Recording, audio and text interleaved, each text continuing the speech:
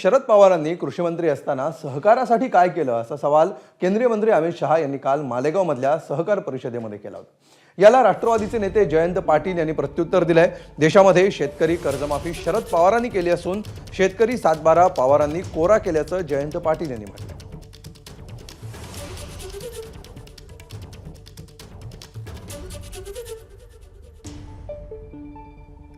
मैं आज इस मंच पर आया हूं तब पवार साहब को जरूर पूछना चाहता हूं। पवार साहब, आप 10 साल तक देश के कृषि मंत्री रहे, उस वक्त ये सहकारिता मंत्रालय आपके अंतर्गत आता था।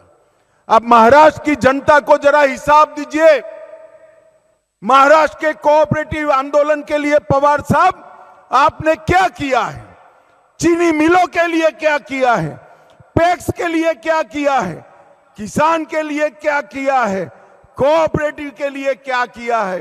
सिर्फ मार्केटिंग बनकर नेता बनना पर्याप्त नहीं है, जमीन पर काम करना पड़ता है। पवार साहब, जमीन पर काम करना पड़ता है। आज देशामध्ये शेतकऱ्यांची कर्जमाफी कोणी केली?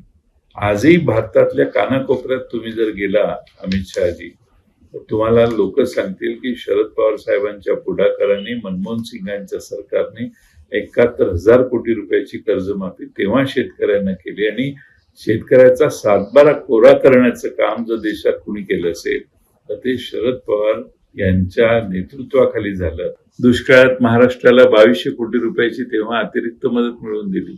महाराष्ट्रातल्या बोर उत्पादक संघ आणि महाराष्ट्र राज्य बागायतदार संघाची, द्राक्ष बागायतदार संघाची स्थापना करण्यासाठी त्यांनी पुढाकार घेतला। एबीपी माझा, उघडा डोळे बघा नीट।